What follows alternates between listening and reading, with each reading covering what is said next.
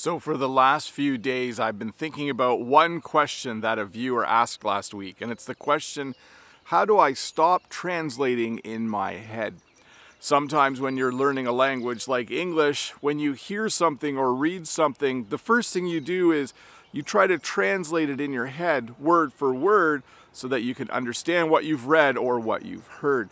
And this just isn't efficient. It takes so much time to translate, and if you're having a conversation, it can be kind of awkward because after someone says something to you in English, you pause for a bit while you translate in your head.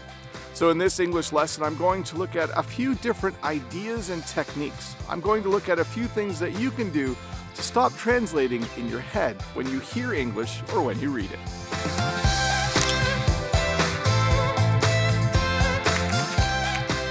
One thing that I would recommend is that you do something called overloading. Overloading is when you do more than one thing at the same time, and when you're learning a language, it can be good to read while you're listening. So if you can find a book to read and if you can find the audiobook, you can read the book while you're listening to it. What this does is it makes your brain very, very busy, and you don't have time to stop and translate. You might not understand everything you're reading, but that's okay for this activity. The other thing it does is that you don't get to set the speed at which you are reading and listening to the English. As you play the audio, you're forced to go at the speed of the audio. So stopping feels like something that you're not able to do. So overloading is a technique where you do two things at the same time, usually reading and listening, and it just makes your brain really, really busy and unable to stop and translate. Again, you might not understand everything you're reading and hearing, but if you choose a book that's at the right level for where you're at in learning English, I think this technique will help you a lot. Another thing you can do to stop translating in your mind is to oversaturate part of your day with English, or do what I would call long listening. When you listen to a song, it's short and hopefully you're able to understand some of it. But when you listen to a podcast or when you listen to an audiobook, it's usually a lot longer. It might be an hour or an hour and a half. When you do long listening, your brain gets a little bit tired and you might forget at some point to actively translate in your mind. If what you're listening to is at or close to your level of what you can understand, eventually your brain will just quietly stop translating and you'll sort of understand what's happening. I can remember the first time this happened to me. I'm a French learner, and one time I was watching a French TV show a number of years ago, and all of a sudden I realized that 10 minutes had gone by and I had understood most of what had happened, and I hadn't translated anything in my mind. So another thing you can try is to oversaturate part of your day or do some long listening. Do something like that where at some point you kind of forget that you're listening to English and your brain might automatically start to just understand what you're hearing. Another technique to stop translating in your mind is called forced description, or as I like to call it, talking to yourself. This is when you sit somewhere like on a park bench or maybe just sit at a mall or at a restaurant and you describe what you're seeing either in your mind quietly or out loud if you're comfortable doing that. And you force yourself to only use words you know. So you look around you and if you see a man with a dog, you say, "I see a man with a dog." If you see a man with some other kind of animal and you don't know the name of it, you just don't describe that thing. So what you're doing is you're forcing yourself to use the words you already know. So memorizing a lot of vocabulary is obviously a good idea as well, but don't try to describe things if you don't know the words. This forces you to use the words you know, to think in English, and to not translate at all while you're describing your surroundings. Another really cool technique that you can use is something called shadowing. This is where you watch a video or listen to something, and after the person says something, you hit pause and you say it yourself out loud.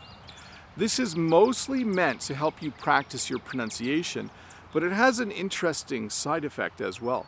because you're listening to English and then saying it out loud immediately, and then hitting play and listening, and then pause and saying it out loud, you actually stop translating in your mind while you're doing it. Because you're focusing on listening and pronunciation, you forget to translate. So again, you might not 100% understand everything the person is saying. You might only understand 70 or 80% of it. But because you're busy listening and speaking, you forget to translate while you're doing it, which is a good thing. So I just mentioned that knowing a lot of vocabulary is a good idea. There's a technique though that you can use while learning vocabulary which will help you to stop translating in your mind, and it's called visualization. When you learn a new word in English, if you are able to, try to picture the meaning of that word in your mind instead of learning the equivalent word in your own language. This is a very powerful technique. It helps you to distance yourself from your own language, and it helps you to start thinking in English. So if you learn a new word like dump truck, try to picture a dump truck in your mind, or look up a picture of a dump truck on the internet, or even draw a little picture of a dump truck. When you memorize the word in English and then the word in your own language, you're almost forcing yourself to translate in your mind whenever you hear that word. But if you can learn words and if you are able to visualize the meaning, it will help you to stop translating in your mind. As soon as you possibly can on your English learning journey, you should get an English-only dictionary. A dictionary where you can find the word in English and the definition. And if you don't have an actual dictionary, use an online dictionary that is English only. When you first start learning a language, it's nice to have a French-English dictionary or a Japanese-English dictionary. They're very helpful because you can look up what a word means in your own language, but they are actually not a good idea once you've reached a certain level. Because when you do that, you're actually training your brain to translate all the time. So as soon as you possibly can, get an English-only dictionary, or if you don't want to buy an actual dictionary, there are plenty of English-only dictionaries online. Start using that as soon as you possibly can in your English learning journey. So you might be thinking to yourself, if you've been watching my video lessons for a while, that I've said all these things before, and you would be correct. I've said most of what I've said in this video in other videos. But I'm saying it again because repetition, doing things over and over again, or hearing things over and over again, is part of the learning process. It's just kind of how humans work. It would be awesome if you could just know something after reading it once or hearing it once, but it doesn't always work that way. So repetition is one of the last recommendations I'm going to give you. In order to stop translating in your mind, if you reread things or if you listen to something over and over again, eventually your brain stops actively translating it. Eventually you'll understand what you're hearing without your brain needing to convert it into your own language. So do that.